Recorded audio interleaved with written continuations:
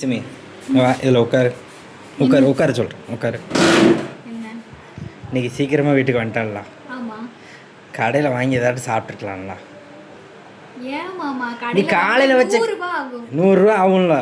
அதுக்கு சிக்கன் வாங்கினா நானே வீட்டில் ஹெல்த்தியாக பண்ணி தந்துடுவேன். கடையிலலாம் ஃபுட்டு அதிகமாக சாப்பிடக்கூடாது. கடையில் ஃபுட்டு அதிகமாக சாப்பிடக்கூடாது.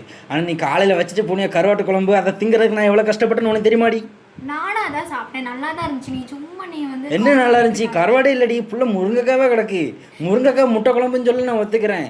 கருவாடை போட்டு டேஸ்டா இருக்கும். என்ன டேஸ்டா? இன்னைக்கு காலையில 10 ரூபாய்க்கு 5 கருவாடு தருவாங்க. கருவாடு 4 கருவாடு தான் தந்தாங்க. என்ன கொஞ்சம் பேச விடுறியா? கருவாடு எதுக்கு போடுறது? அது கருவாட்டு குழம்புன்னு தெரியறதுக்கு. முருங்கைக்காய் அதிகமாக இருந்துச்சுன்னா அது என்ன குழம்பு? முருங்கைக்காய் குழம்பு. முட்டை அதிகமாக இருந்துச்சுன்னா அது என்ன குழம்பு? முட்டை குழம்பு. மாமா முருங்கைக்காலாம் போட்டால் தான் டேஸ்ட்டாக இருக்கும் கருவாடு. ஆனால் கருவாடே இல்லையே. 4 கருவாடு தான் தந்தாங்க. மீன் விலை சரி, அது காலையில் எப்படியோ தின்னுட்டேன், மதியானமோ என்னமோ கண்ணை மூடிட்டு அப்படின்னு சொல்லி சாப்பிட்டேன்.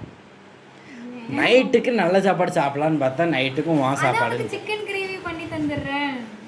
இருந்தாலும் உன் கைப்பக்குவத்தோட ஹோட்டல்காரங்க கைப்பக்குவம் சூப்பராக அது டேஸ்ட் தான் இருக்கும். ஆனால் அது வந்து ஹெல்த்துக்கு நல்லது கிடையாது.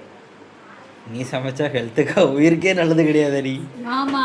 என்ன என்ன எந்திரிச்சு வந்தா பயந்துருவோமா? இல்லை எந்திரிச்சு வந்தா பயந்துருவோமா?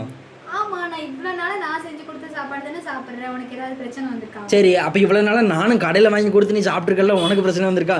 நீ வந்து செய்கிறதோட நான் கடையில் வாங்குறது தான் அதிகம். அதை சாப்பிட்டு உனக்கு எதாட்டு ஆச்சா சொல்லு. ஆமா, அது என்னைக்காவது ஒரு நாள் தானே சாப்பிட்றேன். என்னைக்காவது ஒரு நாள் இல்லை, டெய்லி ஒரு நேரம் சொல்லி ஒத்துக்கிறேன். இப்படிலாம் சொல்லாத மாமா. ஓ, சீக்கிரட்டை சொல்லிட்டணும். உன்னை என்ன நினைப்பாங்க எல்லாரும்? நான் அப்படின்னா நான் டெய்லி அப்படி சாப்பிட்டதே கிடையாது. ஆனால் இனிமேல் நீ இப்படி சொன்னதுக்காகவே டெய்லி நான் சாப்பிடுவேன். வீட்டில் சாப்பாடே செய்ய மாட்டேன். 3 நேரமும் ஹோட்டலே வாங்கி எனக்கு பிரச்சனை. எனக்கு நான் வேலைக்கு போகவும் வருவேன், சமைக்க மாட்டேன். இது வரைக்கும் நீ அப்படி தானே இருக்க?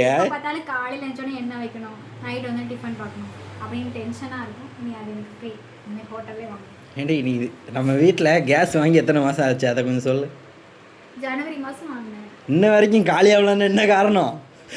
இது ஏப்ரல் மாதம், இன்ன வரைக்கும் நம்ம வீட்டில் கேஸ் காலியாகலன்னா அதுக்கு என்ன காரணம்? நீ நல்லா சிந்திச்சு பாரு, யோசிச்சு பாரு. மாமா, அது நமக்கு எப்படினாலும் 3 மாதம் ஓடுமா? எப்படி ஓடும்? பக்கத்து வீட்டில் ஃப்ரெண்டு வீடு இருக்குது, அங்கே 2 மாதத்துக்கு ஒருக்கா சிலிண்டர் மாற்றுறாங்க. 4 மாதம் ஆகியும் இன்னும் சிலிண்டர் காலியாகலன்னா என்ன அர்த்தம்?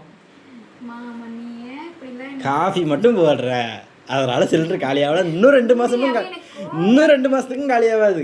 எனக்கு பயங்கரமாக கோவம் வருது.